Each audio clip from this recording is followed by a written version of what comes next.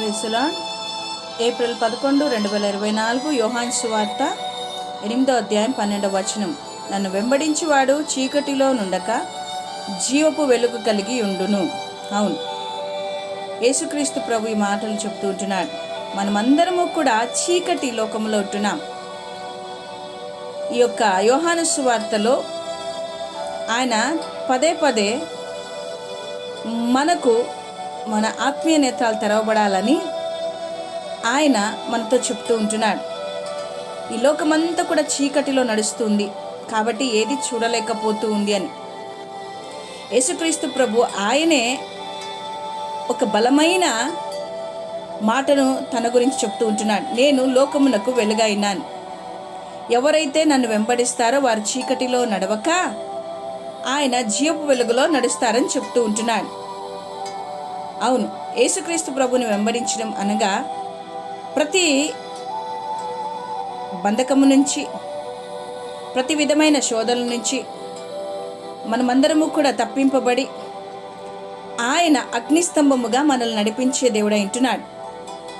ఏ రీతిగా అయితే ఇజ్రాయేల్ ప్రజలను అగ్నిస్తంభముగా నడిపించాడో, వెలుగులో నడిపించాడో, ఆయన మనల్ని కూడా నడిపించడానికి సిద్ధంగా ఉంటున్నాడు అని అంటున్నాడు. నన్ను వెంబడించువాడు వెలుగులో నడుస్తాడని.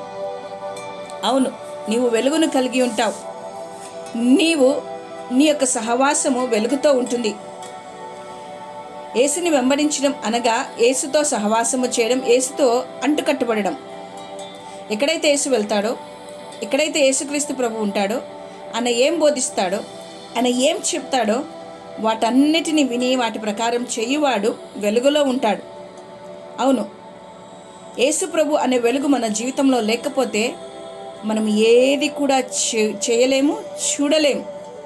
అవును, మనకు ఈ లోకంలో ఉన్నప్పుడు కావాల్సింది ఒకటే, చీకటిని ఎదిరించి చీకటిని పారద్రోలడానికి వెలుగు కావాలి. యేసుక్రీస్తు ప్రభు నీ యొక్క జీవితంలో వెలుగుగా ఉన్నాడు. ఆయన వెలుగుగా ఉంటే నీ జీవితము వెలుగుమయమవుతుంది. నీవు జీవపు వెలుగు కలిగి ఉంటావు. నువ్వు చీకటిలో ఉంటే ఖచ్చితంగా నువ్వు వెలుగుని వెంబడించాల్సిందే. ఎందుకో తెలుసా? ఆ వెలుగు నీకు సరైన మార్గంను చూపిస్తుంది. మనము యేసుక్రీస్తు ప్రభును చూడాలి.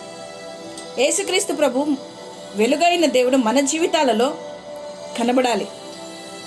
అవును, యేసుక్రీస్తు లేకపోతే మనం టోటల్ చీకటిలో నడుస్తాం. చీకటిలో మన జీవితంలో ఏం జరుగుతుందో మనకు తెలియదు. నా ప్రియ సోదరుల సోదరి, ఈ ఉదయకాలమున నువ్వు చీకటిలో ఉండకుండా జీవపు వెలుగు కలిగి ఉండాలంటే నువ్వు యేసు ప్రభుని వెంబడించాలి. యేసు ప్రభు వెంబడించిన వారు ఎవ్వరు కూడా అవమానపడలేదు, సిగ్గుపడలేదు. వెలుగులో నడిచారు కాబట్టి వాళ్ళకి జీవపు వెలుగు కలిగింది. అవును, ఈరోజు నువ్వు ఏ చీకటిలో ఉంటున్నావో నాకైతే తెలియదు, కానీ ఆయన నీతోనే మాట్లాడుతున్నాడని నేను నమ్ముతూ ఉంటున్నాను.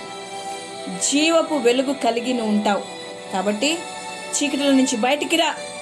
యేసుని వెంబడించి ఆయనతో సహవాసము చేయి, వెలుగులో నడుచు. దేవుడి మాటలు దీవించి ఆస్వాదించును గాక. Amen. God bless you. Victory ministries, Kalyan there.